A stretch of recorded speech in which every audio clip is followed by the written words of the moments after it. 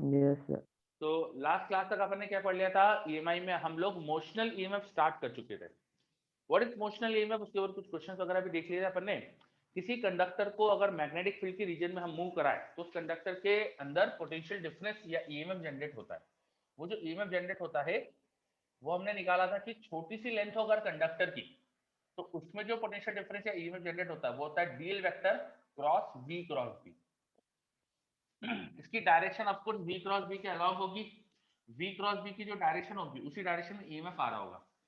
आपको ईएमएफ की डायरेक्शन ढूंढना है तो वी क्रॉस बी की डायरेक्शन ढूंढ लो। ये भी एक वेक्टर है लेकिन यहाँ डॉट प्रोडक्ट है, तो डॉट प्रोडक्ट पॉजिटिव आ जाता है। डॉट प्रोडक्ट अगर पॉजिटिव आ जाता है जब ये दोनों सेम डायरेक्शन में, तो डॉट प्रोडक्ट नेगेटिव आ जाएगा अगर डीएल और इसकी डायरेक्शन अपोजिट हो। तो एक तरह से वी क्रॉस बी की डायरेक्शन हमेशा चेक करना चाहिए, इसकी जो डायरेक्शन वही ईएमएफ की डायरेक्शन। अच्छा, एक छोटी सी लेंथ का ईएमएफ बताया, पूरी लेंथ की ईएमएफ के लिए इसे इंटीग्रेट कर दो, हर छोटी छोटी लेंथ का ईएमएफ निकाल के उसे जोड़ दो तो टोटल लेंथ का ईएमएफ मिल जाएगा। फिर हमने इसका स्पेशल केस भी देखा था कि अगर हमारे पास स्ट्रेट रॉड है,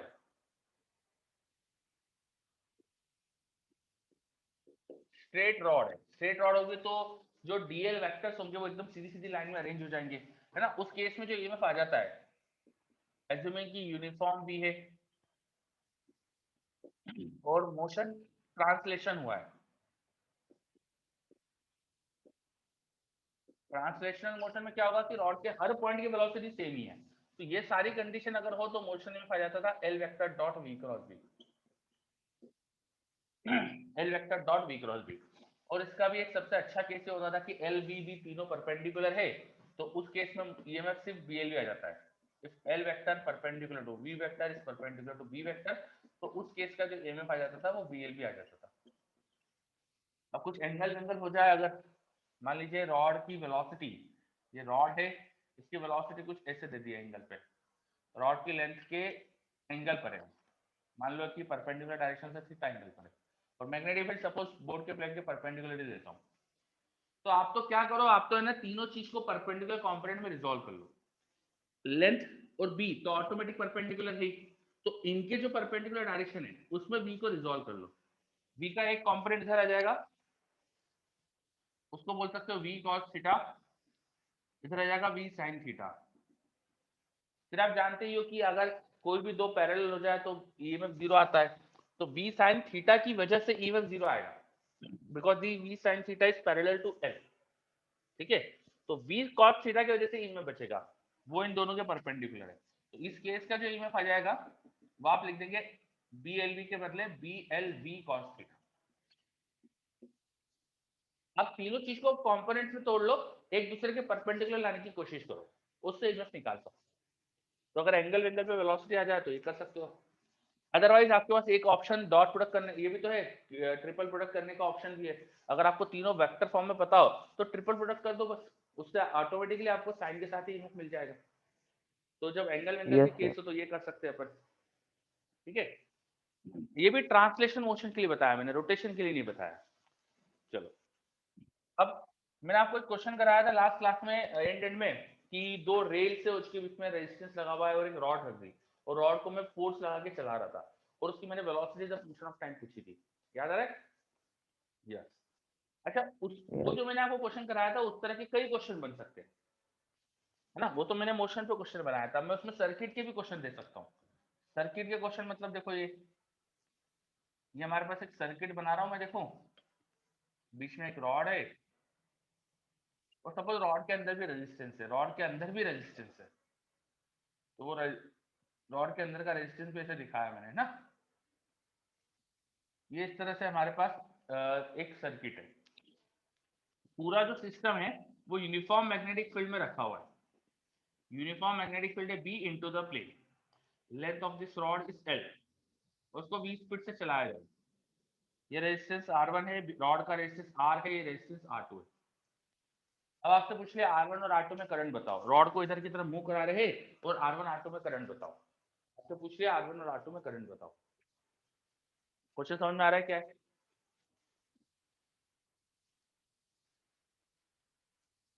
इधर दोनों तरफ रेजिस्टेंस है, बीच में रॉड है, रॉड को मोशन कराया जा रहा है, ये यूनिफॉर्म मैग्नेटिक फील्ड में रखी है, क्रॉस की मैग्नेटिक फील्ड दिखाई है मैंने, मैग्नेटिक फील्ड का मैग्नीट्यूड बी है, लेंथ ऑफ रॉड एल है। अब आपको इस सर्किट में करंट पूछ लिया, तो जो रॉड मोशन में है इसमें तो ईएमएफ आ रहा होगा, जो रॉड मोशन में है उसमें तो ईएमएफ आ रहा होगा। वेलोसिटी, मैग्नेटिक फील्ड और लेंथ तीनों देखो म्यूचुअल परपेंडिकुलर है। वेलोसिटी इधर है, magnetic field into the board है जो v के परपेंडिकुलर है, और लेंथ ऐसी है जो दोनों के परपेंडिकुलर है। तो यहाँ तीनों म्यूचुअल परपेंडिकुलर वाला सिचुएशन है। इस केस का जो ईएमएफ आता है वो बीएलवी आता है। तो हम क्या कर सकते हैं, रॉड में ईएमएफ आने वाला है ना, तो मैं रॉड को बैटरी जैसा दिखा सकता हूँ। जो कंडक्टर मोशन में है ईएमएफ उसी में आ रहा होगा, तो उसको बैटरी जैसा दिखाया मैं देखो मैंने बैटरी बनाई। अब इस रॉड में रेजिस्टेंस भी था, तो इस बैटरी के अंदर ही एक रेजिस्टेंस भी, उसको आप मान लो इंटरनल रेजिस्टेंस है। ये सर्किट ऐसा बन जाएगा, ये R1 R2 और R रेजिस्टेंस है, और बीच में BLV का ईएमएफ है। ईएमएफ की डायरेक्शन कैसे डिसाइड करी मैंने, बैटरी को ऊपर की तरफ पॉजिटिव टर्मिनल दिखाओ कि नीचे पॉजिटिव टर्मिनल दिखाओ। तो आप V क्रॉस B से देखो, V इधर B अंदर, V क्रॉस B अगर ऊपर आ रहा है तो ऊपर की तरफ ईएमएफ की पॉजिटिव डायरेक्शन है। V क्रॉस B हमको ईएमएफ की डायरेक्शन देता है, V इधर B इनटू द बोर्ड, तो V क्रॉस B ऊपर की तरफ ईएमएफ की डायरेक्शन इससे आ रहा है। अब ये सर्किट में देखो आपको बैटरी दिख रही है, रेजिस्टेंस दिख रहे हैं, तो आप सब करंट वरंट बना सकते हो सर्किट सॉल्व करके, है ना। यहाँ पर आप इधर और इधर करंट के चॉक लॉ से निकाल सकते हो। तो एक बार ऐसा सर्किट जैसा बना लिया तो फिर आगे क्वेश्चन हो जाता है। आया क्या समझ में? सर ये हमने इनिशियल बनाया ना, क्योंकि वेलोसिटी तो चेंज हो रही है। नहीं, अभी इस क्वेश्चन में मैंने तो वेलोसिटी कांस्टेंट दी थी ना, ये वो क्वेश्चन थोड़ी जो मैंने आपको क्लास में कराया था पिछली बार। यहाँ तो वेलोसिटी मैंने बोल दी कांस्टेंट है। सर कांस्टेंट कैसे हो जाएगी? तो हम कर नहीं सकते कि कांस्टेंट स्पीड से पकड़ के रॉड को नहीं चला सकते। सर पर उस पे मैग्नेटिक फोर्स भी तो हाँ लग तो रहा है ना, बिल्कुल सही है ना, BAL। फोर्स तो क्या मैं वेलोसिटी कांस्टेंट नहीं रख सकता, मैं भी फोर्स लगा के, मैं फोर्स लगा दूं इस पे और मैं यस सर, वेलोसिटी को कांस्टेंट नहीं रख सकता, रख सकते हैं सर। है ना। बस तो रख दिया है। यस। हम्म, चलो। तो ये एक्चुअली क्वेश्चन में सर्किट सॉल्व करा लिया उन्होंने, है ना। अच्छा, मैंने पिछली क्लास में जो क्वेश्चन दिया था अभी जो आप सोच रहे थे, उस क्वेश्चन में मैंने क्या करा था, इनिशियल वेलोसिटी 0 थी और रॉड को कांस्टेंट फोर्स लगा के मूव करवा रहा था। उसमें भी कई वेरिएशंस होते हैं उस क्वेश्चन में, उसमें भी कई वेरिएशन होते हैं। जैसे एक वेरिएशन, एक एग्जांपल में बताता हूँ यहाँ पे वेरिएशन का।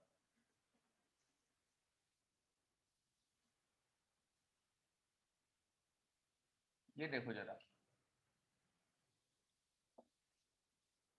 एक केस तो ये हो गया कि वो जो रेजिस्टेंस लगाया था ना अपन ने पिछले लास्ट क्लास में क्वेश्चन अगर याद हो तो उसके साथ बैटरी भी लगा दी।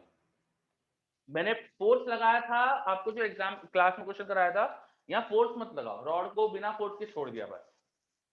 अब रॉड को जब छोड़ देंगे अपन, मैं इस बैटरी की वजह से ऐसा करंट आएगा,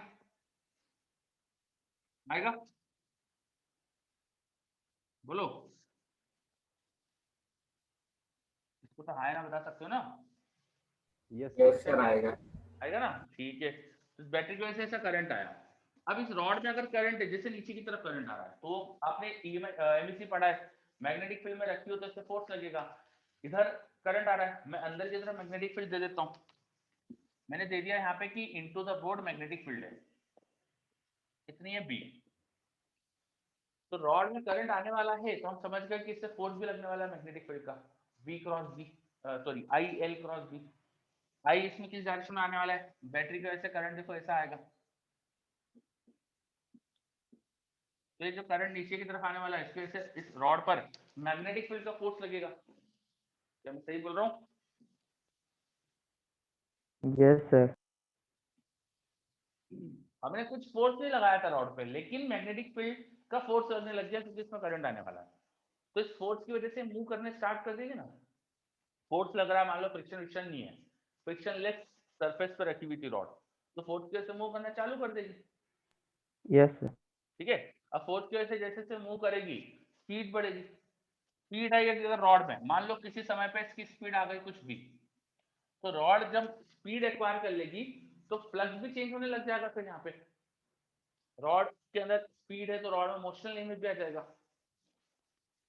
वो मोशनल लिमिट भी दिखाना पड़ेगा थोड़ी देर में, वो आ जाएगा बीएलवी,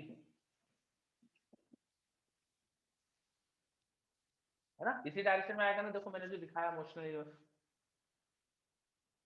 ये जैसा ये क्वेश्चन करा था, इधर स्पीड है तो ऊपर की तरफ बैटरी बनती है, वहां पर भी वैसी बैटरी बनेगी। ठीक है, यस। तो अब देखो सर्किट में क्या हो गया, तुम्हें दो दो बैटरी दिखने लग गई एक तरह से। तो दो दो बैटरी दिखने लग गई तो जो करंट होगा रॉड पे, रॉड में जो करंट होगा वो अपन ऐसा लिखेंगे E minus B l B by R, ये करंट है। तो जो फोर्स ऑफ मैग्नेटिक फील्ड होता है ना, वो ILB जो होता था, उसकी वैल्यू क्या आ जाएगी थोड़ी देर बाद, फोर्स ऑफ मैग्नेटिक फील्ड की इक्वेशन क्या आ जाएगी, आई की वैल्यू है E minus B l B by R into l B. और इस फोर्स को आप, जो रॉड पे फोर्स लग रहा है वो सिर्फ मैग्नेटिक फील्ड का जो फोर्स है, तो फोर्स को लिख सकते हो मास इंटू एक्सेलरेशन, एक्सेलरेशन को लिख देना dv बाई dt।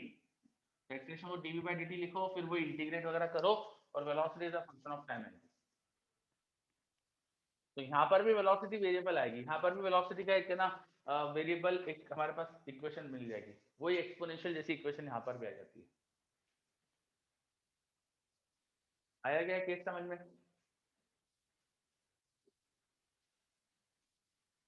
चलो बच्चे बोल रहे यस, तो वेरी गुड।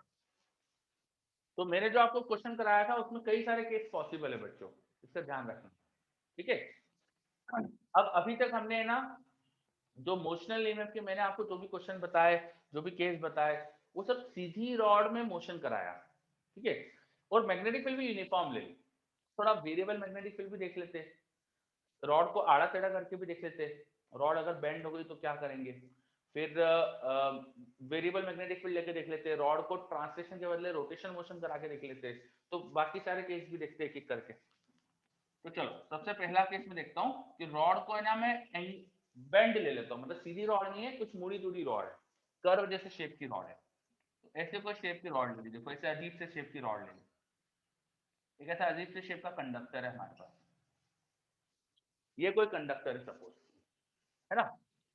इस कंडक्टर को मैग्नेटिक फील्ड में मोशन करा दिया, मान लो इसकी वेलोसिटी भी ट्रांसलेशन मोशन हो रहा है, मोशन ट्रांसलेशन लेते, फिलहाल रोटेशन नहीं लेते, थोड़ा सिंपल पड़ेगा, ट्रांसलेशन मोशन है, और मैग्नेटिक फील्ड भी यूनिफॉर्म ले ली प्लेन के अंदर। मोशन ट्रांसलेशन है तो तुम कहीं पर भी छोटे सी लेंथ लोगे तो हर तरफ वेलोसिटी सेम आएगी, ट्रांसलेशन मोशन है अगर तो, समझे? अच्छा, वर्षा का क्वेश्चन आया था फोर्स का डायरेक्शन अपोजिट होना बता दीजिए। फोर्स का डायरेक्शन ये वाला फोर्स पूछ रहे थे क्या आप? वर्षा क्या पूछ रहे थे? तो वो डायरेक्शन आप निकाल लो ना, मैं आपने एमएससी पढ़ा है, I L cross B, magnetic field का force I L cross B लगता है, तो अब निकालो किधर आएगा आई एल क्रॉस बी, हो जाएगा।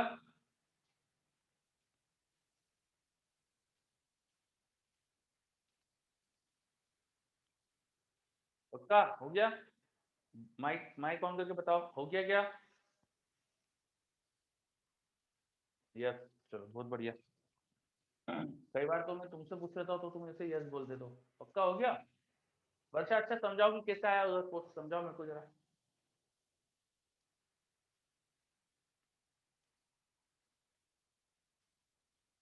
नो माइक टुडे, अच्छा चलिए। इसमें करंट देखो नीचे की तरफ आ रहा है, करंट नीचे की तरफ है, तो अपन current I L cross B के लिए जो एल लेते हैं ना, वेक्टर फॉर्म में जो एल लेते हैं वो अपन करंट की डायरेक्शन में लेते हैं, तो करंट नीचे की तरफ है, magnetic field is into the board, तो अपन आई एल क्रॉस बी ऐसे क्रॉस प्रोडक्ट करेंगे तो इधर फोर्स आ जाएगा। ठीक है, चलो फिर ये वाला केस बता रहा था मैं, एक रैंडम शेप की रॉड है, वो मोशन कर रही है यूनिफॉर्म मैग्नेटिक फील्ड में। अब इस पे जब ईएमएफ निकालेंगे तो अपना जो मेन फॉर्मूला था ये था, छोटी छोटी लेंथ को लो, वी क्रॉस बी कर दो। अब ट्रांसलेशन मोशन अगर है, ट्रांसलेशन मोशन,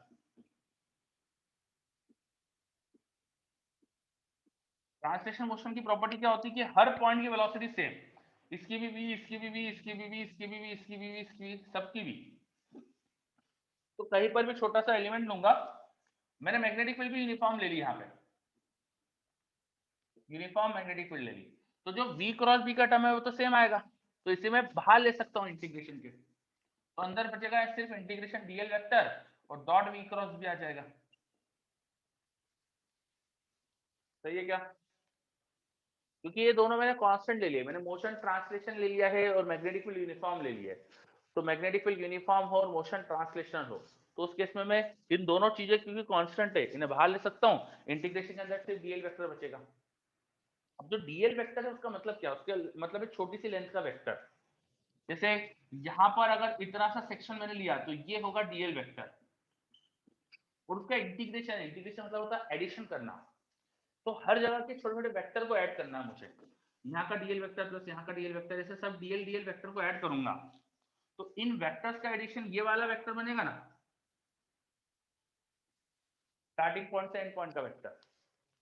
वेक्टर में जब एडिशन करते हैं polygon law of vector addition से, जब बहुत सारे वेक्टर एक पॉलीगॉन की साइड्स पर अरेंज हो, तो जो फाइनल साइड होती है वो फाइनल रिजल्टेंट दे देती है, नेट डिस्प्लेसमेंट काइंड ऑफ, छोटे छोटे डिस्प्लेसमेंट का sum equal to net displacement, ऐसा कुछ हो जाएगा।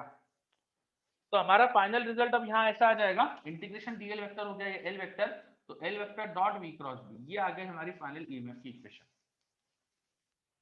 मतलब ये आ रहा है ऐसा कि आपको रॉड का शेप वेव मत देखो, बस स्टार्टिंग पॉइंट और एंड पॉइंट देखो।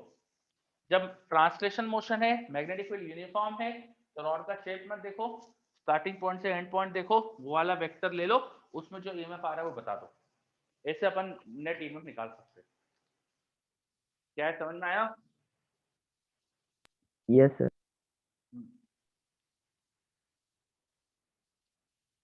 ऐसा आपने एमईसी के अंदर भी देखा होगा, जब करंट कैरिंग वायर पे फोर्स निकालते हैं, वहां पर भी ऐसा हो जाता है ना, जब कर्व वायर हो तो ऐसे कुछ कर देते ना अपन नेट फोर्स निकालने के लिए। यस यस सर, डायरेक्ट ले लेते। हाँ, तो इसी का एग्जांपल यहाँ बता रहा हूँ मैं आपको।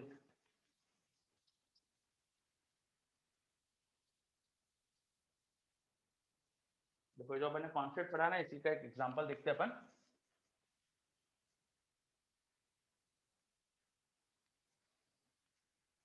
ये तो कंडक्टिंग रेल्स है, इनके बीच में ना हमारे पास एक ना एक सेमी सर्कुलर वायर है, this is a semi circular wire. ठीक है, आपको मैंने बता दिया है कि यहाँ से यहाँ तक की लेंथ L है, और ये पूरे स्पेस में यूनिफॉर्म मैग्नेटिक फील्ड है B इनटू द बोर्ड, ये रेजिस्टेंस R है, सब कंडक्टिंग है। इस सेमी सर्कुलर वायर को 20 स्पीड से इधर चलाया जाएगा, 20 स्पीड से सेमी सर्कुलर वायर को इधर मूव कराया जा रहा है। तो बताओ इस रेजिस्टेंस में करंट क्या आएगा, बताओ। सेमी सर्कुलर वायर को 20 स्पीड से चलाया जा रहा है, this is semi circular wire, वो शेप दिख ही रहा है कर्व है, तो मैं लिख नहीं रहा सेमी सर्कुलर। तो आपको पूछ लिया कि रेजिस्टेंस में करंट क्या आने वाला है, बताओ।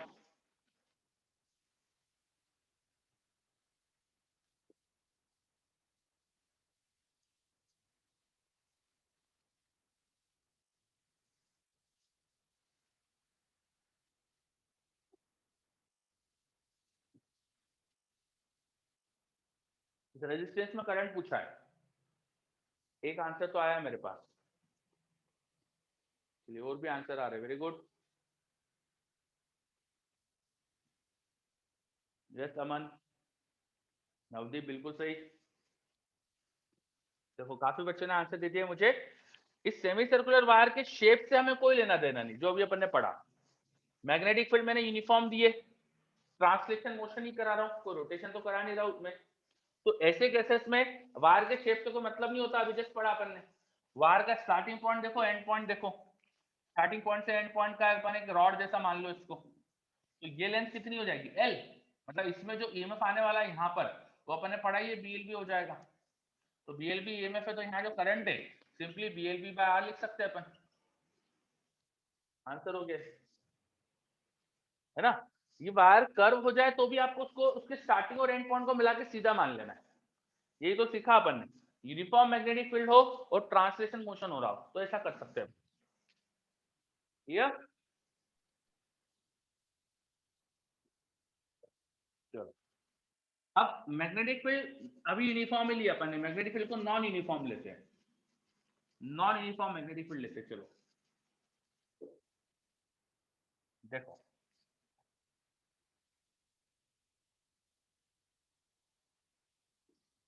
ये एक वायर है इनफाइनाइट लेंथ का, स्ट्रेट वायर है इनफाइनाइट लेंथ का, इसके सामने यहाँ पर एक रॉड रखी हुई है, this is a conducting rod, this is a conducting rod. ये रॉड देखो कैसे रखी हुई है, कि रॉड का ओरिएंटेशन वायर से परपेंडिकुलर है, दिख रहा है, रॉड का ओरिएंटेशन वायर से परपेंडिकुलर है, बार के प्लेन में ये रॉड है और वायर से परपेंडिकुलर है। और ये लेंथ वगैरह बता देता हूं मैं, यहाँ से यहाँ तक की लेंथ ए है और रॉड की लेंथ एल थी। अब रॉड को कोई 20 फीट से चलाने लग गया, 20 फीट से ऊपर मूव करा रहा है, ट्रांसलेशन मोशन करा रहा है रॉड को इसे, बताओ रॉड में कितना ईएमएफ आएगा, करो फाइंड ईएमएफ इन रॉड, करिए ट्राई। क्वेश्चन समझ में आया कि नहीं बताइए पहले तो, क्वेश्चन में किसी को भी दिक्कत है तो बता दीजिए। इनफाइनाइट लेंथ का वायर है, आई करंट है, उससे ए डिस्टेंस पे रॉड रखी, वायर के प्लेन में ही, रॉड का ओरिएंटेशन वायर से परपेंडिकुलर है और रॉड को 20 फीट से चलाने लग गए, तो इस रॉड में मोशन ईएमएफ क्या आएगा बताइए, बताना, करिए try. I am giving you 2 minutes, आप ट्राई करिए जल्दी से इसका के पास। वो अपन भी देखते हैं सही आंसर क्या है इसका, काफी बच्चों का आंसर आ गया है। देखिए वायर की मैग्नेटिक फील्ड वेरिएबल है और हमको हर छोटी छोटी लेंथ में ईएमएफ निकालने भी आता है, तो क्यों ना छोटी सी लेंथ में ईएमएफ निकाल के उसे इंटीग्रेट कर लेते हैं, जैसा यहाँ करते हैं अपन, लिखा है। तो यहाँ से एक्स लेंथ पे चलते हैं, थोड़ा सा सेक्शन काटते हैं यहाँ पे डीएक्स लेंथ का। यहाँ जो मैग्नेटिक फील्ड होगी वायर की वजह से, वायर से एक्स लेंथ पे डीएक्स विड्थ में जो मैग्नेटिक फील्ड होगी वह आती है mu not I upon 2 pi x, wire की मैग्नेटिक फील्ड से वेरिएबल आती है। तो यहाँ पे लेंथ को क्या ले ले, डीएक्स ले लेते हैं लेंथ को, डीएल वेक्टर को, तो फॉर्मूला था dl dot v cross B. अच्छा वी की डायरेक्शन देखो ऊपर की तरफ है, बी की डायरेक्शन अंदर की तरफ है, तो वी क्रॉस बी की डायरेक्शन ऐसे आ जाएगी, बी ऊपर बी अंदर, वी क्रॉस बी की डायरेक्शन ऐसे आ जाएगी, तो यहाँ जो छोटा सा ईएमएफ आएगा वो इस डायरेक्शन में आएगा, ठीक है। अच्छा लेंथ इसी तरफ है, डीएक्स इसी तरफ है, तो डीएक्स और इनका जब डॉट प्रोडक्ट करेंगे तो बस मैग्नीट्यूड मल्टीप्लाई हो जाएगा, मैग्नीट्यूड मल्टीप्लाई हो जाएगा क्योंकि डायरेक्शन डीएक्स की और जो ईएमएफ की वो सेम है, ठीक है। तो छोटा सा यहाँ जो ईएमएफ आने वाला है वो होगा छोटी सी length dx into V cross B, B का मैग्नीट्यूड, बी का मैग्नीट्यूड और दोनों के बीच में जो एंगल है उसका साइन, तो साइन दोनों के बीच में किसका क्या एंगल है 90 डिग्री, तो साइन 90 लगा देना। यह आ गया छोटी सी लेंथ में आने वाला ईएमएफ। और आप पूरी रॉड को देखो, हर जगह बी और बी एक ही तरफ है, बी ऊपर बी अंदर, बी ऊपर बी अंदर, हर तरफ, तो हर तरफ ईएमएफ की डायरेक्शन सेम ही आने वाली है, तो सारे ईएमएफ एक ही डायरेक्शन में है, तो डायरेक्टली जोड़ लो, डायरेक्ट इंटीग्रेशन कर दो, तो टोटल ईएमएफ जो हो जाएगा वो सिर्फ इसका इंटीग्रेशन कर देना। अब इसमें इंटीग्रेशन करने का है तो सारे कांस्टेंट बाहर ले लो, mu not I upon 2 pi, mu not I upon 2 pi constant है, v भी एक कांस्टेंट है, dx बाय x बचेगा, dx बाय x का इंटीग्रेशन हो जाएगा ln x, है ना, dx बाय x का ln x, और लिमिट लगा देना a से a प्लस l, तो आ जाएगा ln a plus l to a, ये आ जाएगा आंसर। आ रहेगा समझ में? सभी बच्चे मुझे यस रिप्लाई कर रहे हैं, वेरी गुड। तो आपको वेरिएबल मैग्नेटिक फील्ड आए तो उसमें भी ईएमएफ निकालते आ जाएगा। अब अभी तक सारे क्वेश्चन में ट्रांसलेशन मोशन कराया अपन, रोटेशन नहीं कराया, तो अपन चलो रॉड को घुमा लेते, ठीक है। तो अगला केस ले लेते हैं ईएमएफ या motional EMF in rotating rod, अगला केस ले लेते हैं motional EMF in rotating rod, motional EMF in rotating rod.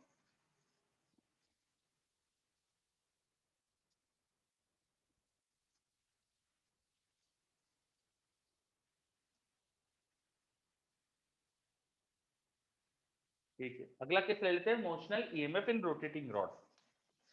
तो एक रॉड लेते हैं, इसे घुमा लेते हैं, चलो उसके एंड के अबाउट घुमा देते हैं, इस एंड के अबाउट उसको फिक्स करके घुमा देते हैं। मैग्नेटिक फील्ड कैसी ले भाई, रॉड को तो घुमा लिया, मैग्नेटिक फील्ड कैसी ले, तो थोड़ा आसान लगे इसलिए अपन मैग्नेटिक फील्ड यूनिफॉर्म ले लेते हैं, तो यूनिफॉर्म फील्ड एक साथ थोड़ी सारी चीज वेरिएबल कर देंगे, तो अपन थोड़ा आसान लगे इसलिए फील्ड यूनिफॉर्म ले लेते हैं। रॉड को घुमाने से अपन ने कॉम्प्लिकेशन बढ़ा दिए, फील्ड को यूनिफॉर्म लेके थोड़ा आसान कर लेते हैं, तो यूनिफॉर्म फील्ड में मैग्नेटिक फील्ड घूम रही है ऐसा मान लेते हैं। अब जिस एंड के अबाउट घूम रही थी उस एंड से किसी डिस्टेंस x पे जाएंगे और यहाँ पे छोटा सा सेक्शन देखते हैं, यहाँ वेलोसिटी मुझे ओमेगा x दिखेगी ना, स्पीड मुझे ओमेगा एक्स दिखेगी ना इस पॉइंट की, जो पॉइंट रॉड के सेंटर ऑफ रोटेशन से एक्स लेंथ पर है उसकी स्पीड ओमेगा एक्स हो जाएगी। और एज्यूम कर लेते हैं कि रॉड है ना यूनिफॉर्म फील्ड में जो घूम रही थी, यूनिफॉर्म फील्ड प्लेन के अंदर है, बी प्लेन के अंदर है, ऐसा मान लेता हूं। मैंने दिया आपको कि magnetic field into the board, magnetic field into the board.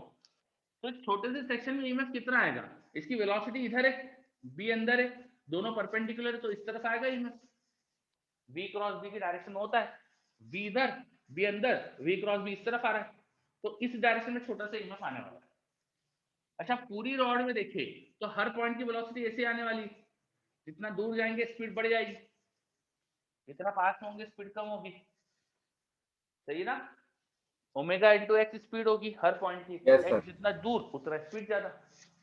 तो स्पीड बदलने से हमको ईएमएफ अलग अलग दिखेगा, तो यहाँ पर भी फिर से इंटीग्रेशन ही करना पड़ेगा टोटल ईएमएफ के लिए।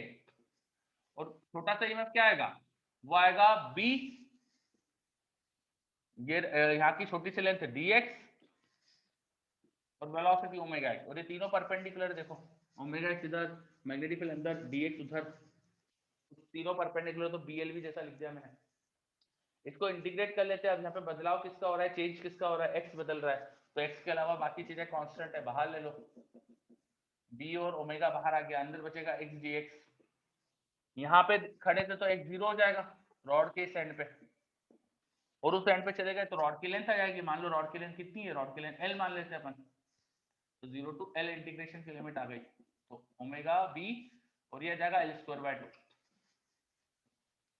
सही है क्या इंटीग्रेशन, बताओ आ रहा है क्या ये। Yes, sir. तो रोटेटिंग रॉड में भी हमने ईएमएफ निकाल दिया। अब इस केस में ध्यान रखना बच्चों, मैंने रॉड के एंड के बाद घुमाया है ना। रॉड अगर अपने सेंटर के बाद घूमती ना तो चीजें काफी बदल जाती है। देखो जरा, मान लो रॉड अपने सेंटर के बाद घूम रही है, उसको किसी ने ऐसे घुमा दिया, इसमें क्या होगा, ईएमएफ जब हम निकालने जाएंगे, देखो ऊपर के जो पॉइंट्स होंगे उनकी वेलोसिटी इस तरफ आएगी, और नीचे के पॉइंट की वेलोसिटी इधर आएगी। मान लो मैग्नेटिक फील्ड कोई बोर्ड के अंदर की तरफ थी, बी अंदर की तरफ था, यहाँ ईएमएफ की डायरेक्शन देखेंगे तो वी क्रॉस भी ऊपर आ रहा है, तो यहाँ ईएमएफ की डायरेक्शन ऊपर की तरफ आएगी, यहाँ बैटरी ऊपर की तरफ बनेगी ऐसे, ठीक है। और नीचे के पॉइंट पे देखेंगे, हाँ तो वी इधर, वी अंदर, वी क्रॉस भी यहाँ पे नीचे की तरफ आ रहा है, दिख रहा है आपको, यहाँ बैटरी नीचे की तरफ बनेगी। तो सेंटर से लेके यहां तक के सारे पॉइंट की स्पीड उधर होगी, तो इन सब में ईएमएफ एक ही डायरेक्शन में आएगा, ऊपर की तरफ। और सेंटर से इधर तक के पॉइंट की स्पीड इस तरफ होगी, तो इन सब में बैटरी इस तरफ ही बनेगी। तो मैं इस एंड से उस एंड तक टोटल ईएमएफ पूछूं तो 0 आ जाएगा, जितना यहां से यहाँ बड़ा उतना यहां से यहाँ कम हो जाएगा, टोटल 0 हो जाएगा। टोटल अगर रॉड के एंड, सेंटर को दे देते सी नाम, एंड को दे देते, एक को अपन बोल देते एम, एक को बोल देते एन, तो total EMF between M and N ये 0 आने वाला है, अगर ये सी सेंटर था तो। आ रहा है क्या समझ में। Yes sir. एम और एन के बीच में तो ईएमएफ 0 आ जाएगा, ठीक है।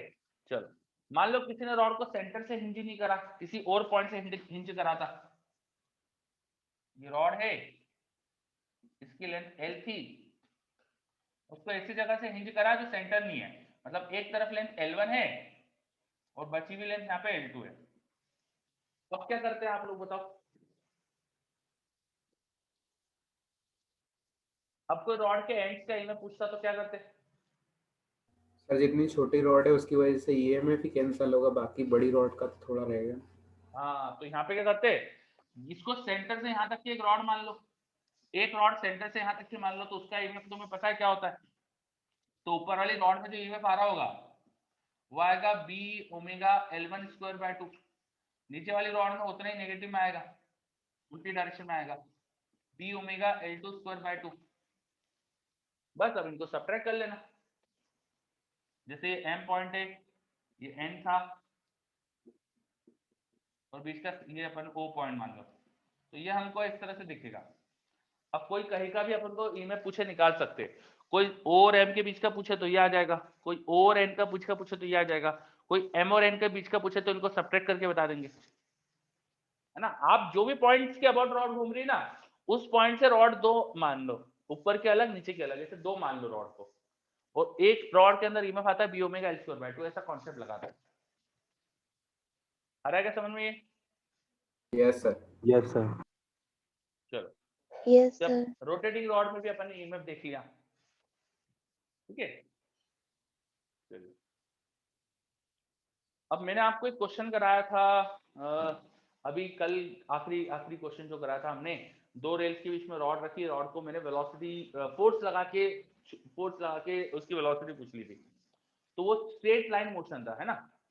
मैं रोटेशन में भी वैसा क्वेश्चन पूछ सकता हूँ, रॉड को घुमाने में भी वैसा क्वेश्चन पूछ सकता हूँ, तो उसका एग्जाम्पल बताता हूँ आपको।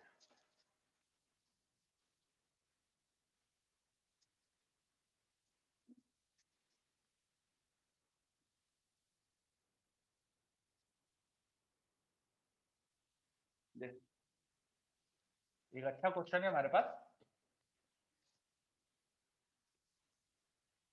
We have a conducting loop, एक कंडक्टिंग लूप है, सेंटर से इसकी पेरिफेरी के बीच में हमने एक रॉड लगा रखी है,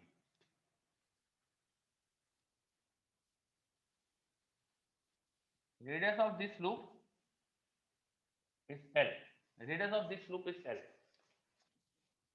and सेंटर से पेरिफेरी के बीच में हमने एक रेजिस्टेंस लगा रखा है इस तरह से,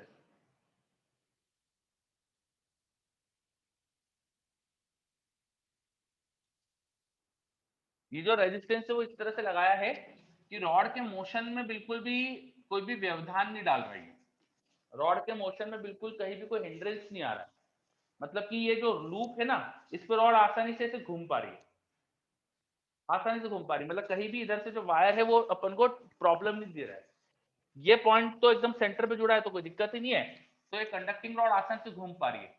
अब किसी ने इसे कांस्टेंट ओमेगा से घुमाना चालू करा, कांस्टेंट ओमेगा से घुमा रहे, ये रेजिस्टेंस आर है, रॉड को कांस्टेंट ओमेगा से घुमा रहे हैं, और जो पूरा प्लेन है इसके अंदर की तरफ यूनिफॉर्म मैग्नेटिक फील्ड है, यूनिफॉर्म मैग्नेटिक फील्ड है यहाँ पे बी, प्लेन के अंदर की तरफ यूनिफॉर्म मैग्नेटिक फील्ड है, तो रॉड को घुमाया जा रहा है यूनिफॉर्म मैग्नेटिक फील्ड में, ठीक है, और ये सब कंडक्टर से, रॉड भी कंडक्टर है। अब मैंने पूछ लिया find torque needed to rotate rod with uniform omega, बताइए, रॉड का ओमेगा कांस्टेंट रखने के लिए आपको एक टॉर्क लगाना पड़ रहा होगा, रॉड को घुमाने के लिए आपको टॉर्क लगाना पड़ रहा होगा, तो मैं पूछ रहा हूँ कितना टॉर्क लगाना पड़ेगा, करिए।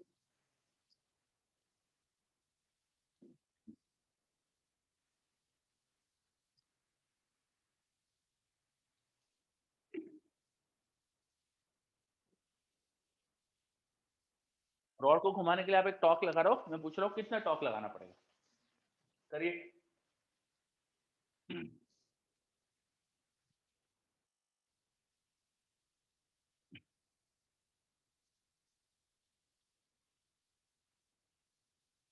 क्वेश्चन को करने की हिंट दे देता हूँ, क्वेश्चन को बिल्कुल धीरे धीरे करके सोचो कि रॉड घूमेगी तो क्या क्या होगा, हमने अभी कुछ पढ़ा है ना, इसको अप्लाई करो, थोड़ा दिमाग लगाओ, एमएससी में अपन ने कुछ पढ़ा है, थोड़ा सोचो।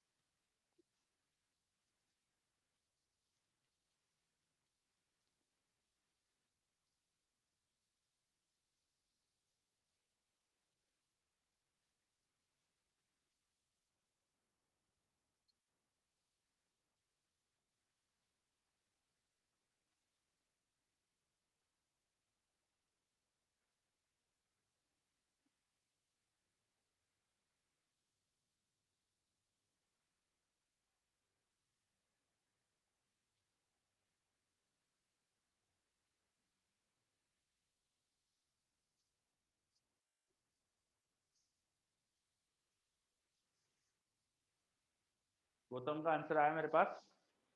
गौतम कैसे निकाला? गौतम क्या करा बताओ?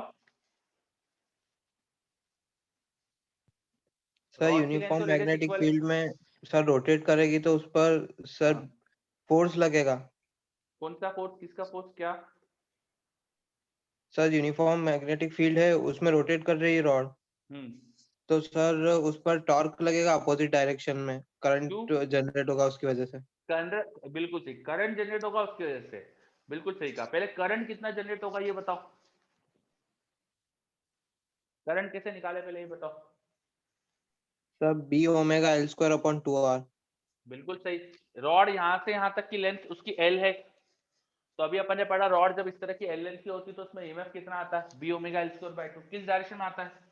वेलोसिटी इधर आने वाली है, क्रॉस फील्ड है, ऐसा ईएमएफ आने वाला है, तो ईएमएफ दिखा देते हैं अपन।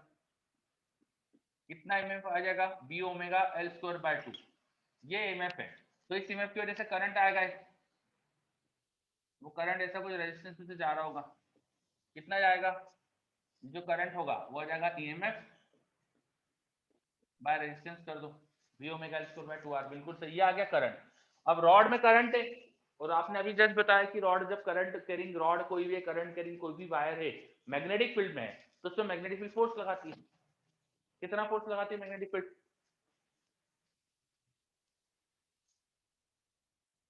आईएलबी ILB ना, आईएलबी। तो आई मतलब करंट, एल मतलब यहां से की लेंथ, बी मतलब मैग्नेटिक फील्ड। अच्छा, ये रॉड यूनिफॉर्म है, इसमें एक जैसा करंट है, मैग्नेटिक फील्ड भी एक जैसी है, तो पूरा जो फोर्स लगता है उसको सेंटर पे मान सकते हैं अपन। फोर्स इधर आने वाला है, करंट की डायरेक्शन देखो ये थी, तो एल वेक्टर भी इधर ले लूंगा, l B, l cross B इधर आने वाला है, एल वेक्टर इधर, बी वेक्टर अंदर, तो l vector cross B vector इधर आने वाला है, ये आने वाली है फोर्स की डायरेक्शन। और ये फोर्स जो मैग्नेटिक फील्ड का उसको रॉड के सेंटर पे दिखा सकता हूँ मैं। सेंटर पे क्यों दिखा रहा हूँ? क्योंकि रॉड में कुछ वेरिएबल नहीं है, उसमें एल और बी, लेंथ ऑफ रॉड और मैग्नेटिक फील्ड, इनके बीच में हमेशा एक ही एंगल है और एक जैसी मैग्नेटिक फील्ड है, तो हर तरफ एक जैसा फोर्स लगेगा, तो पूरा फोर्स सेंटर पे दिखा दिया। जब यूनिफॉर्मली डिस्ट्रीब्यूटेड फोर्स होता है तो पूरा सेंटर पे दिखा सकता हूँ, तो सेंटर पे फोर्स दिखा दिया। अच्छा, इस फोर्स की वजह से रॉड पर टॉर्क आएगा ना, मैग्नेटिक फील्ड का एक टॉर्क लग रहा होगा ना इस पे, torque due to magnetic field. तो अगर मैग्नेटिक फील्ड का टॉर्क है, रॉड का ओमेगा कांस्टेंट रखना है, तो आपको उतना ही उल्टा टॉर्क बनाना पड़ेगा। टॉर्क एक्सटर्नल लगाना पड़ेगा आपको, नहीं तो ओमेगा कांस्टेंट कैसे होगा? जब मैग्नेटिक फील्ड टॉर्क लगा रही है तो आपको भी उतना ही टॉर्क एक्सटर्नल लगाना पड़ेगा, नहीं तो कांस्टेंट नहीं हो पाएगा ओमेगा। समझ में आई क्या बात? ये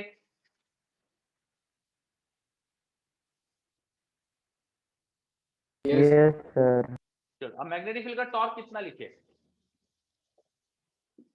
फोर्स ऑफ मैग्नेटिक फील्ड कितना होगा? आई एल बी,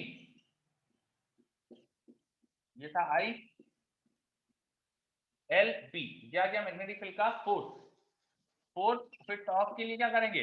ये टॉर्क फोर्स यहां लग रहा है, ये डिस्टेंस एल बाई टू होगी, इंटू एल बाई टू कर दो टॉर्क के लिए, है ना? Yes sir. ये आ गया मैग्नेटिक फील्ड का टॉर्क, और इतना ही एक्सटर्नल टॉर्क लगाना पड़ेगा, तो आंसर आ गया टॉर्क का बी स्क्वायर एल एल और ये एल स्क्वायर, तो एल की पावर 4, एक ओमेगा ऊपर, नीचे 4r। देख लो, ये आंसर आ गया हमारे पास। इतना टॉर्क आपको लगाना पड़ेगा। क्यों लगाना पड़ेगा?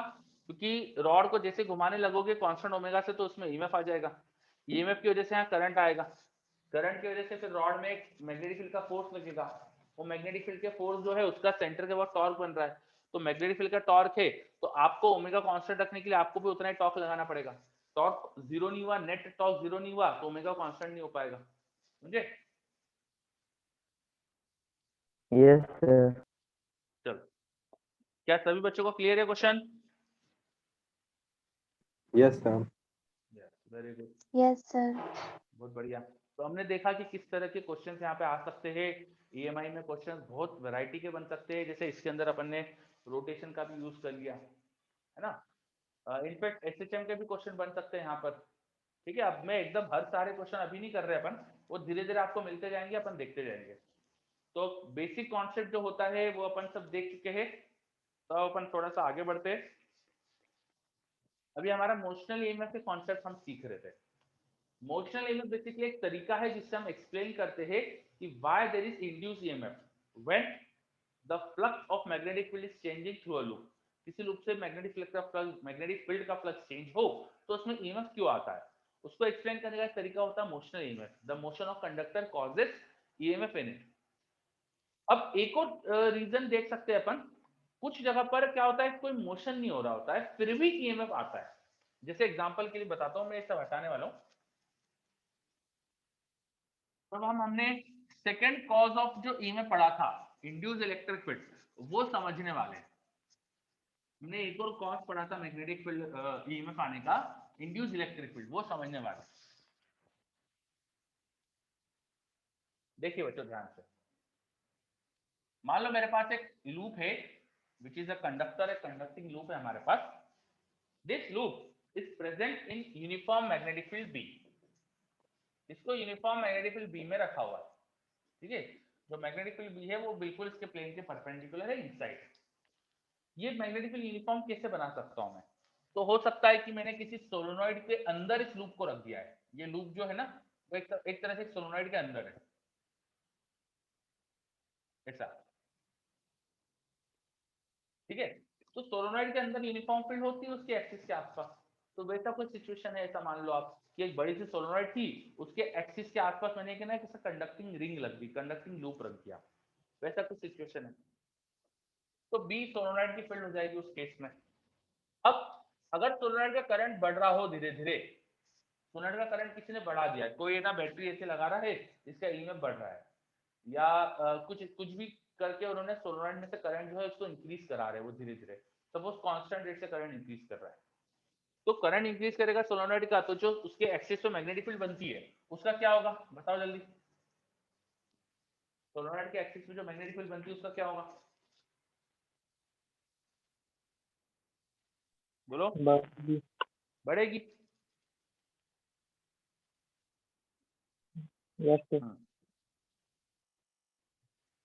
तो जो भी सोलेनॉइड में इंक्रीमेंट हो रहा है करंट का उससे मैग्नेटिक फील्ड बढ़ेगी।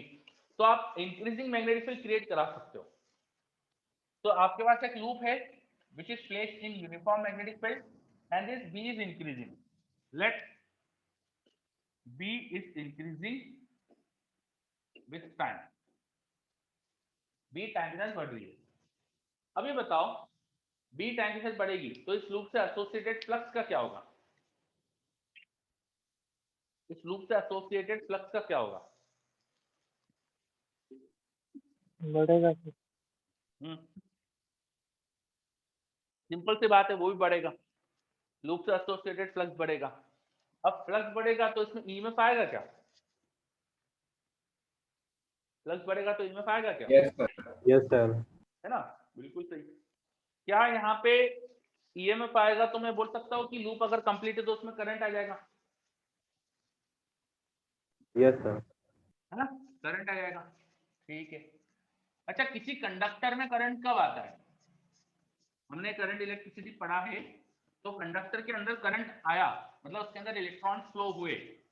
तो इलेक्ट्रॉन्स कब फ्लो होते हैं कंडक्टर के अंदर, जब सर्किट क्लोज हो, सर्किट क्लोज हो और इलेक्ट्रिक फील्ड, क्या हो, फिर से बोलो। Electric field. Very good. किसी कंडक्टर के अंदर चार्ज पार्टिकल जो इलेक्ट्रॉन्स होते हैं उनका मोशन करवाने के लिए उन इलेक्ट्रॉन्स को आपको फोर्स लगाना पड़ता है। वो फोर्स लगा सकते हैं अपन बाय सम इलेक्ट्रिक फील्ड। एक कंडक्टर के अंदर अगर इलेक्ट्रिक फील्ड क्रिएट करते हो तो उसमें इलेक्ट्रॉन्स का फ्लो चालू होता है। तो अभी आप सबने मुझे बताया कि मैग्नेटिक फील्ड जैसे टाइम के साथ बदल रही होगी, मैग्नेटिक फील्ड टाइम के साथ चेंज हो रही होगी, तो यहाँ पे करंट आ सकता है। Let's say magnetic field increase हो रही है तो करंट की डायरेक्शन भी दिखा देता हूँ मैं। ये मैंने क्रॉस बताया है, मतलब अंदर की तरफ फ्लक्स है और बी बढ़ रही है तो बढ़ रहा है, अंदर का फ्लक्स बढ़ रहा है। तो ईएमएफ इंड्यूस करंट की डायरेक्शन क्या आने वाली बताओ, इंड्यूस करंट की इसका उल्टा करेंगे तो ऐसे आएगी इंड्यूस करंट की डायरेक्शन, है ना। तो इसमें करंट जो आने वाला है वो इस डायरेक्शन में आने वाला है, करंट ऐसे आने वाला है, तो अंदर के इलेक्ट्रॉन्स का मोशन कैसे होने वाला है, क्लॉकवाइज। क्लॉकवाइज होने वाला है, बिल्कुल सही, इलेक्ट्रॉन उल्टा फ्लो करेंगे। अच्छा इलेक्ट्रॉन इधर जा रहा है तो इलेक्ट्रॉन पे फोर्स किधर लग रहा होगा, इसी डायरेक्शन में। Yes sir, clockwise. इलेक्ट्रॉन पे इसी तरह फोर्स लगेगा, इलेक्ट्रॉन पे यस इधर सर। फोर्स है तो अंदर इलेक्ट्रिक फील्ड किधर होनी चाहिए,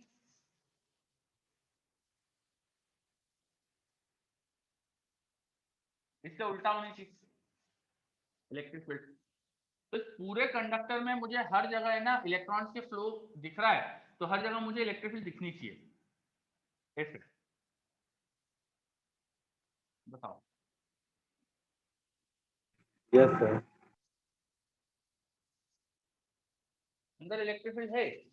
अगर करंट है कंडक्टर में, जो हमें पता होता है, हमें पता है कि हमने एक्सपेरिमेंटली देखा है, फैराडेस लॉ एक्सपेरिमेंटली आए थे, तो फैराडेस लॉ को हमने एक्सपेरिमेंटली ऑब्जर्व करा है और वो हमें पता है कि अंदर आती ही आता है करंट, अंदर करंट आता है तो अंदर डेफिनेटली इलेक्ट्रिक फील्ड आ रही है, राइट।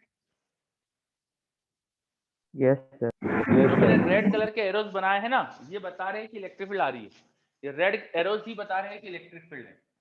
रेड एरो मैंने इलेक्ट्रिक फील्ड के लिए बनाया। ये इलेक्ट्रिक फील्ड क्यों आई, इसका कारण क्या है, कंडक्टर में करंट कब आता है,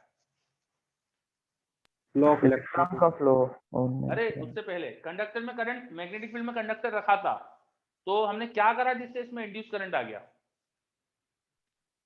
मैग्नेटिक फील्ड बढ़ा दी। सर। तो मैग्नेटिक फील्ड के चेंज होने से इलेक्ट्रिक फील्ड आई। Yes sir.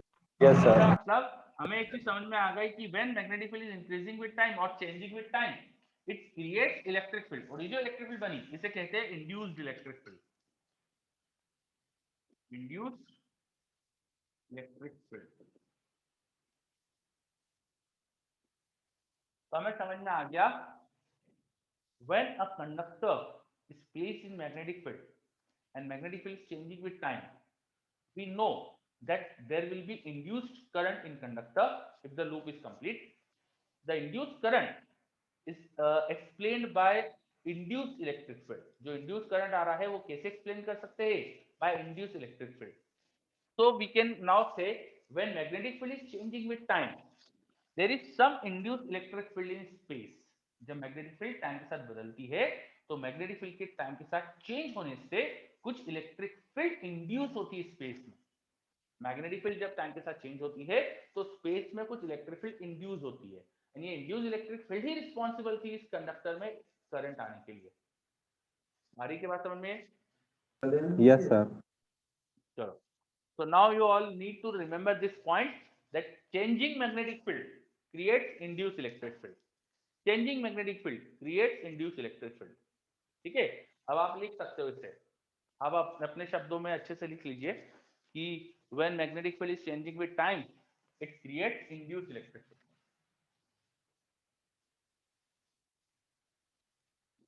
सर अगर इलेक्ट्रिक फील्ड इंड्यूस हो रही तो करंट भी तो चेंज होगा। इलेक्ट्रिक फील्ड इंड्यूस होती तो करंट चेंज होगा, ये मुझे समझ नहीं आया लाइन, क्या कह रहे हो आप ये? सर क्योंकि इलेक्ट्रॉन पे फोर्स और बढ़ जाएगा ना। इलेक्ट्रॉन का फोर्स इसी की वजह से तो आया है, बढ़ेगा मतलब क्या? मतलब अगर जैसे इलेक्ट्रिक फील्ड लग रही है तो हाँ फोर्स कुछ आएगा इलेक्ट्रॉन पे इलेक्ट्रिक हाँ, फील्ड की उसी की वजह वजह से, से तो करंट आया है। तो करंट चेंज नहीं होगा। देख मेरी बात सुन, करंट का रीजन ही यही है, इलेक्ट्रिक फील्ड। समझ में आई कुछ बात? Yes sir. करंट क्यों आया, बिकॉज ये इलेक्ट्रिक फील्ड आई थी। चेंज होना क्यों, मेरे को यस समझ सर। नहीं आ रहा आप क्या बोल रहे हो। इस नहीं सर इलेक्ट्रिक मुझे फील्ड आ की गया। वजह से ही करंट आया है, इस इलेक्ट्रिक फील्ड ने करंट को क्रिएट कराया है। Yes sir. समझे कुछ? यस सर आ गया।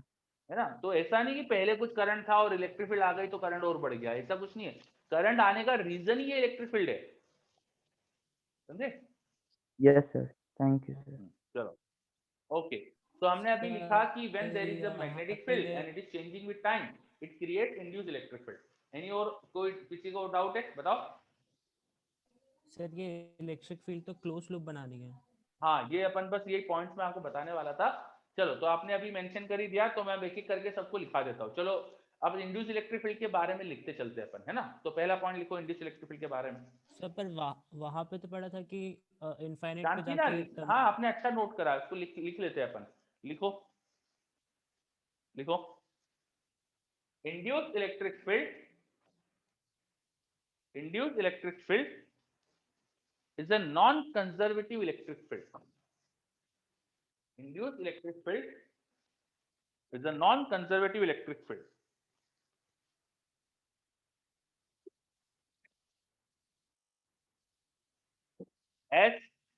As induced electric field forms closed loop. As induced electric field forms closed loop.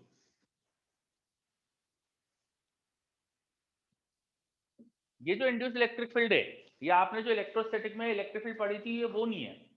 Electrostatic में जो इलेक्ट्रिक फील्ड पढ़ी थी, जो चार्जेस प्रोड्यूस करते हैं, वो तो एक प्लस चार्ज से स्टार्ट होती है और माइनस पे एंड होती है, या प्लस से स्टार्ट होती है और इन्फिनिटी तक जाती है, या इन्फिनिटी से माइनस पे आके एंड होती है।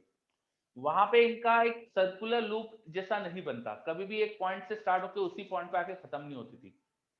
तो वो जो इलेक्ट्रिक फील्ड थी एक तरह से वो अलग हो गई, वो हो गई इलेक्ट्रोस्टैटिक्स वाली इलेक्ट्रिक फील्ड, वो कंजर्वेटिव होती है।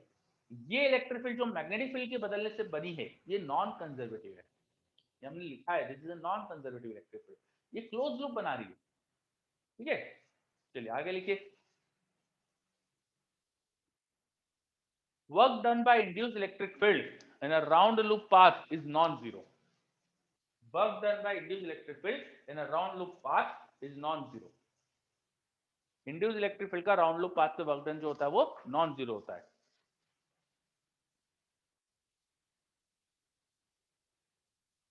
In fact, it is equal to, in fact, it is equal to EMF in the loop. In fact, it is equal to EMF in the loop.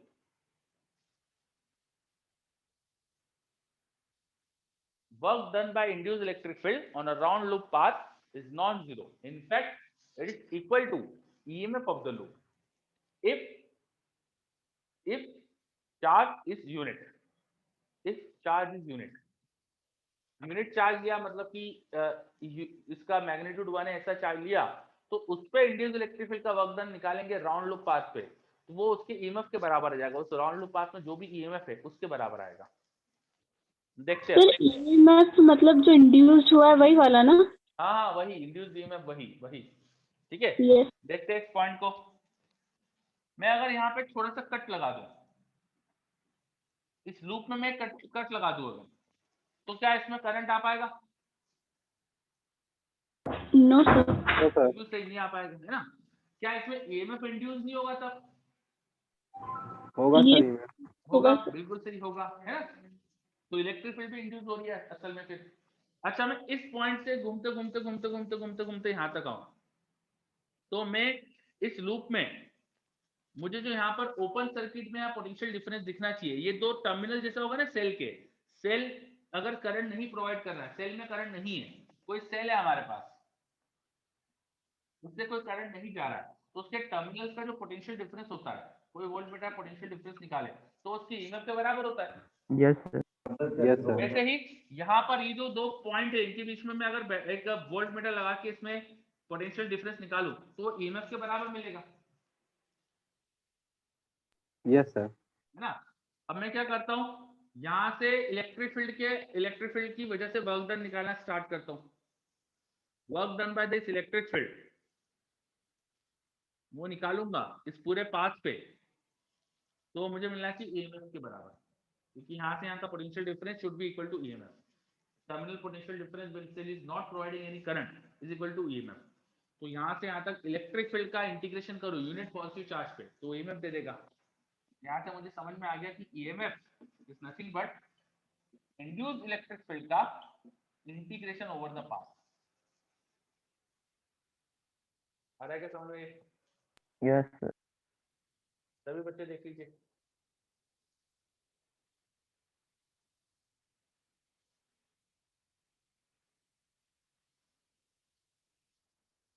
I hope ये सबको clear है। तो EMF in the loop is electric field जो induce हुई है उसका round loop path पे work done by on unit charge. भाई electric field force on unit charge होता है, इलेक्ट्रिक फील्ड का वर्क डन मतलब यूनिट चार्ज पे वर्क डन हो जाता है। Electric field is force on unit charge, तो फोर्स ऑन यूनिट चार्ज का वर्क डन है, तो इसको अपन यूनिट चार्ज पर वर्क डन बोल देते हैं। तो इंड्यूस्ड इलेक्ट्रिक फील्ड का work done over a round loop path is non zero but it is equal to EMF of the loop. EMF जो भी आ रहा है लूप में उसके बराबर होता है। अच्छा, ये जो ईएमएफ होता है ये तो अपन को फैराडे ने बताया था ना, ये होता है d∅dt।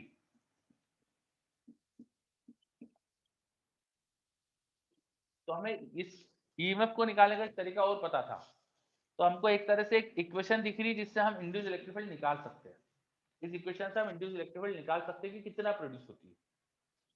ठीक है, चलो इसको यूज करेंगे अपन। ओके, अभी तक की चीजें क्या क्या समझ में आई? What is this induced electric field?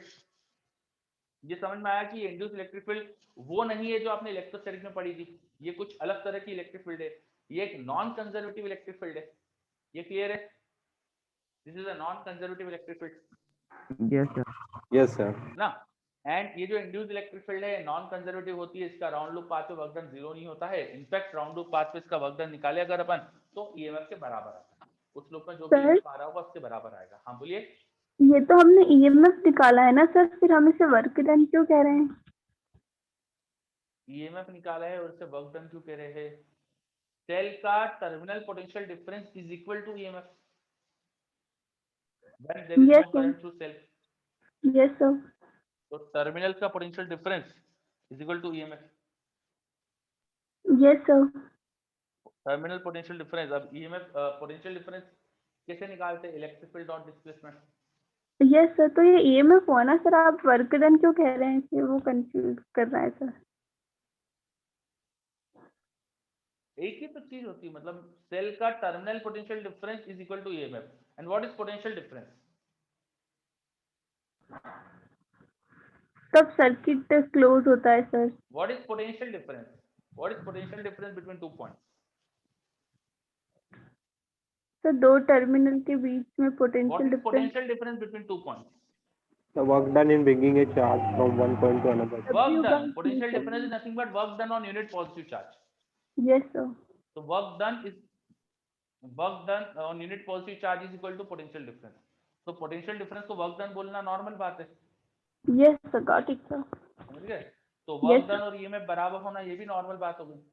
Yes sir. ठीक है, चलो ओके। थोड़ा सा लैंग्वेज को ध्यान रखना जरूरी है यहाँ पर। मैं बोल रहा हूँ कि EMF is equal to work done by this electric field. इसमें एक चीज मैंने आपको अच्छे से बताई नहीं, उतना आपने भी मेरे से पूछा नहीं कि माइनस साइन का क्या हुआ। माइनस साइन का क्या हुआ किसी ने मेरे से पूछा भी नहीं और मैंने बताया भी नहीं। अगर आपको पोटेंशियल डिफरेंस की डेफिनेशन याद हो तो आप मुझे बोलते हैं कि पोटेंशियल डिफरेंस जो होता है वो होता है negative of work done by conservative electric field. याद है किसी को? Yes, sir. Yes sir. है ना? तो वो माइनस साइन यहाँ मैंने हटा दिया है। माइनस साइन मैंने हटा दिया है यहाँ पे, दिखा तुमको? मैंने माइनस साइन नहीं लगाया यहाँ पे। इंड्यूस्ड है ना सर ये, तो एक और बिल्कुल माइनस सही, आएगा तो बिल्कुल प्लस सही। कर देगा। हाँ एक्चुअली कुछ थोड़ा डेप्थ में जाके देखे तो उसको अपन और अच्छे से समझ सकते हैं। फिलहाल के लिए आप ऐसा सोच लो, ऐसा समझ लो कि जो इंड्यूस्ड इलेक्ट्रिक फील्ड है ना ये पोटेंशियल डिफरेंस के उल्टी तरफ है एक्चुअली। अगर आप करंट के हिसाब से सोचते, करंट इस डायरेक्शन में आ रहा है, मतलब बैटरी जो होना चाहिए ऐसे लगी होना चाहिए थी, Yes, sir. है ना? बैटरी ऐसे लगी होना चाहिए, मतलब बैटरी का ये टर्मिनल पॉजिटिव है, ये टर्मिनल नेगेटिव है। अब बैटरी के बाहर से अगर अपन जाएंगे तो पोटेंशियल डिफरेंस मिल रहा है अपन को, बैटरी के अंदर उल्टा होता है। अगर मैं इस टर्मिनल से इस टर्मिनल जाऊं बैटरी के बाहर से तो मैं जा रहा हूं high to low potential. Yes sir. अंदर याद करो, बैटरी के लिए अपन ने पढ़ा है बैटरी के अंदर इलेक्ट्रिक फील्ड उल्टी होती है। Yes, sir. बैटरी के अंदर की जो इलेक्ट्रिक फील्ड है उसके लिए उल्टा पोटेंशियल डिफरेंस होता है। बैटरी के अंदर जो इलेक्ट्रिक फील्ड होती है वो भी अगर आपने हाई टू लो पोटेंशियल ऐसा मान लिया अंदर की इलेक्ट्रिक फील्ड, तो अंदर चार्जेस ऐसे कैसे घूमेंगे? फिर बैटरी के अंदर करंट ऐसे ही जाता है ना, जब बाहर से करंट ऐसा है तो अंदर भी करंट ऐसे ही होता है। अगर इलेक्ट्रिक फील्ड यहाँ पे मैं इस तरफ की दिखा दूंगा तो अंदर का चार्जेस का मूवमेंट ऐसे कैसे होता है? बैटरी के अंदर की इलेक्ट्रिक फील्ड उल्टी होती है। तो जो बैटरी के अंदर इलेक्ट्रिक फील्ड है उसकी डायरेक्शन के अपोजिट होता है पोटेंशियल डिफरेंस की डायरेक्शन। वो मतलब वहां माइनस साइन नहीं आता। बैटरी के अंदर जो इलेक्ट्रिक फील्ड है वो अपनी डायरेक्शन में ही ईएमएफ क्रिएट कराती है। तो ये बैटरी के अंदर वाली इलेक्ट्रिक फील्ड है, इसकी वजह से इसी की डायरेक्शन में ईएमएफ आता है, समझे? Yes sir. एक तरीका समझने का ये हो गया। बाकी फिलहाल इसको यहीं पे स्टॉप करो, कोई ज्यादा इसमें अंदर डेप्थ में जाने का कोई सेंस है नहीं। तो आप ऐसा याद रख सकते हो कि जो अपनी कंजर्वेटिव इलेक्ट्रिक फील्ड होती है उसकी डायरेक्शन में जाओ तो पोटेंशियल ड्रॉप होता है, जो अपनी कंजर्वेटिव इलेक्ट्रिक फील्ड होती है। और नॉन कंजर्वेटिव इलेक्ट्रिक फील्ड, जो इंड्यूस्ड इलेक्ट्रिक फील्ड है, इसकी डायरेक्शन में जाओ तो ईएमएफ बढ़ता है, ऐसा याद रख सकते हो।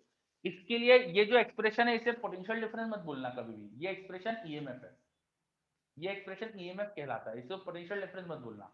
पोटेंशियल डिफरेंस, पोटेंशियल जो वर्ड होता है उसको हम सिर्फ कंजर्वेटिव फील्ड के लिए यूज करते हैं। ये इंड्यूस्ड इलेक्ट्रिक फील्ड एक नॉन कंजर्वेटिव फील्ड है, तो ये इंटीग्रेशन जो आएगा इसको कभी गलती से बोलना मत कि this is equal to potential difference, this is equal to EMF. Clear? Yes sir. आप ऐसा याद रख सकते हो, in direction of E induced, जो इंड्यूस्ड इलेक्ट्रिक फील्ड है, मैं इंड्यूस्ड इलेक्ट्रिक फील्ड के लिए साथ में ईएल लगा रहा हूं, इन direction of E induced EMF increases. ठीक है, तो अपन ने कुछ थोड़ी सी बारीकी से चीजें समझी। तो when there is a change of magnetic field there will be induced electric field, ये अपन ने कॉन्सेप्ट समझा।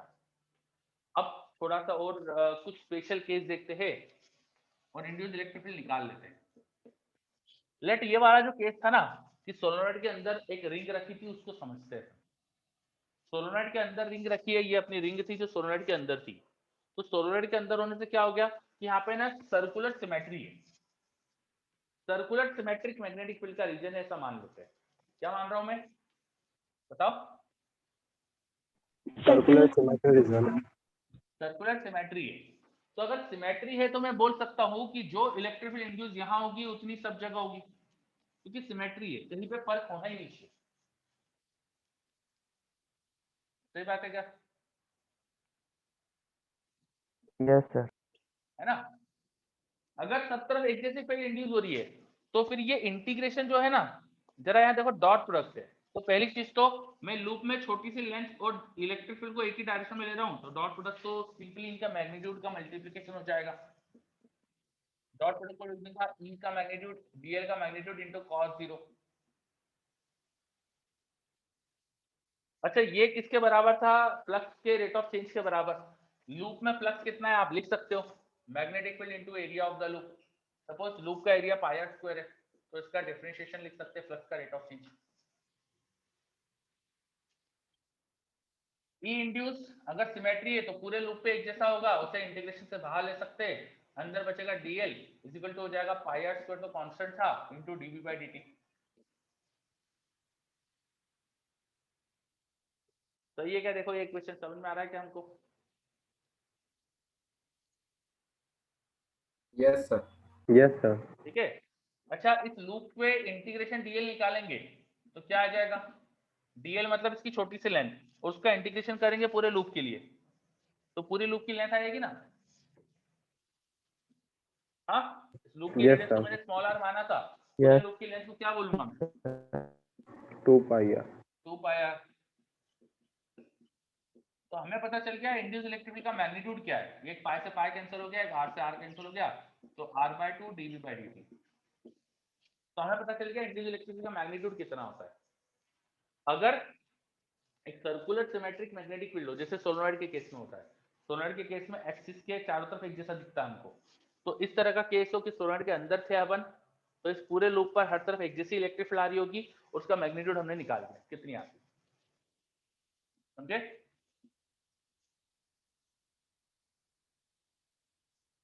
चलो, अगर ऐसा केस होता कि हमें सोलेनॉइड के बाहर के हिस्से में मैग्नेटिक इलेक्ट्रिक फील्ड चाहिए, मैग्नेटिक फील्ड केवल इस रीजन में, देखो मैग्नेटिक फील्ड एक बीच के रीजन में, और हम मैग्नेटिक फील्ड से बाहर जाके खड़े हो गए, यहाँ मैग्नेटिक फील्ड जिस रीजन में उसकी रेडियस केवल कैपिटल आर है और मेरा स्मॉल आर बड़ा है कैपिटल आर से, मैं मैग्नेटिक फील्ड से बाहर जाके खड़ा हो गया, यहाँ पर किसी ने मुझसे इंड्यूस्ड इलेक्ट्रिक फील्ड पूछ ली, सिमेट्री तो अभी भी है, तो ये वाला इंटीग्रेशन तो फिर से वही आएगा, induced electric field dot DL vector का इंटीग्रेशन ये आना चाहिए rate of change of flux. अब जो इधर का इंटीग्रेशन है तो फिर से वही आने वाला है, सिमेट्री वाले सारे कॉन्सेप्ट से, E induce into 2 pi R. वहां फ्लक्स में क्या होगा कि अब केवल pi into capital R square area का फ्लक्स है, तो यहां आप लिखोगे dv by dt into pi into capital R square. क्योंकि फ्लक्स क्या होगा, मैग्नेटिक फील्ड इंटू ये वाला एरिया, और उसको डिफरेंशिएट करोगे टाइम के साथ तो एरिया तो कांस्टेंट है, dv बाई dt आ जाएगा। ये समझ में आया क्या मैंने क्या बताया यहाँ पे?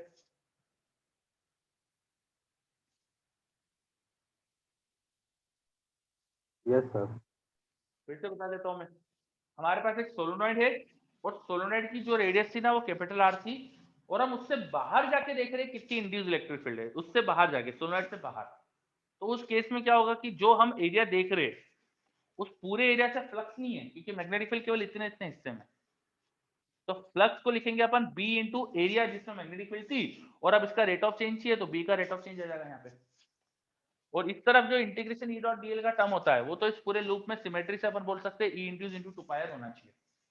तो यहाँ से क्या हुआ, मुझे पता चल गया कि अब इलेक्ट्रिक फील्ड इंड्यूस कितनी होगी, वो आ गई मेरे पास r square by 2 times small r into dv by dt। तो एक मेरे पास सर्कुलर सिमेट्रिक रीजन था, जैसे सोलोनॉइड थी, सोलोनॉइड के अंदर करंट किसी ने बढ़ाया, उससे मैग्नेटिक फील्ड बढ़ी।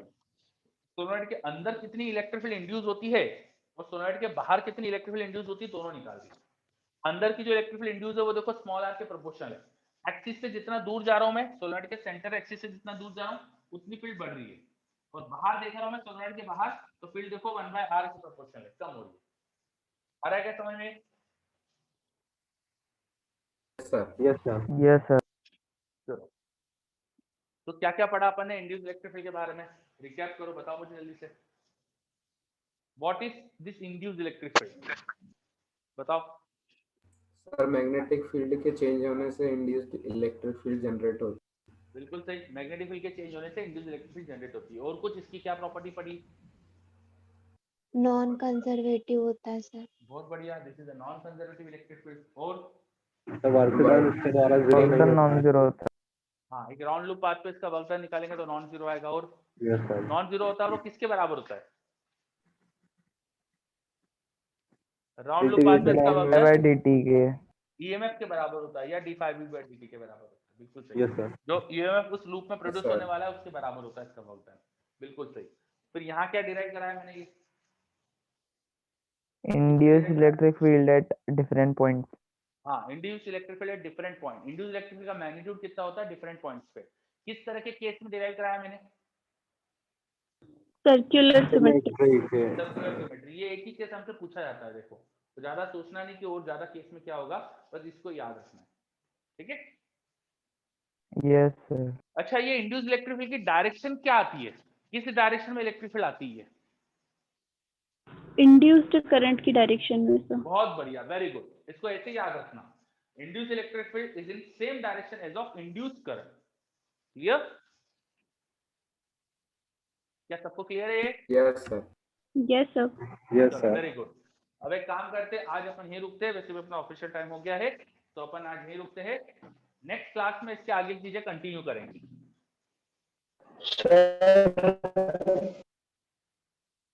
बच्चे पूछ रहे डीसीएस नहीं होगा क्या इस वीक, तो बेटा वो शेड्यूल में आ जाएगा, जो भी होगा या नहीं होगा, अभी मुझे उसके बारे में इंफॉर्मेशन नहीं, मैं पूछ लूंगा आज, आज पूछ के और बता दूंगा आपको, ठीक है।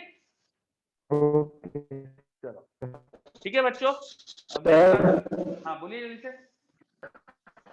सर ये EMF equal to minus d∅/dt होगा ना फिर इधर, ये जो अपन ने इक्वेशन लिखी था। हमने मैग्नीट्यूड लिख दिया ना बेटा, हमने डायरेक्शन डिसाइड करके पहले लिख चुके थे। देख एक चीज ध्यान से देख, मैंने ये जो इंड्यूस इलेक्ट्रिक फील्ड की डायरेक्शन मैंने डिसाइड पहले ही कर ली थी ना, मैंने चेक कर लिया था ना, बी बढ़ रहा है, बी इंक्रीज हो रहा है, तो इंक्रीज हो रहा है तो मैंने डिसाइड कर लिया था कि इधर का ईएमएफ बढ़ रहा है, इधर की फ्लक्स बढ़ रहा है, तो उल्टा ईएमएफ आना चाहिए, तो इंड्यूस इलेक्ट्रिक फील्ड ऐसे आना चाहिए। वो माइनस साइन डायरेक्शन के लिए होता है, और डायरेक्शन का अपन सब कुछ पहले ही चेक कर चुके थे, पहले ही देख चुके थे, ठीक है।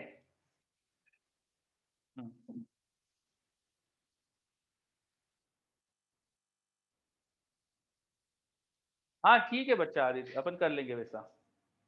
ओके बच्चों, है ना, thank you sir. Thank you. अब मेरे भी नेक्स्ट क्लास है अब थोड़ी सी देर में, तो मैं अभी एंड करता हूँ क्लास। Next class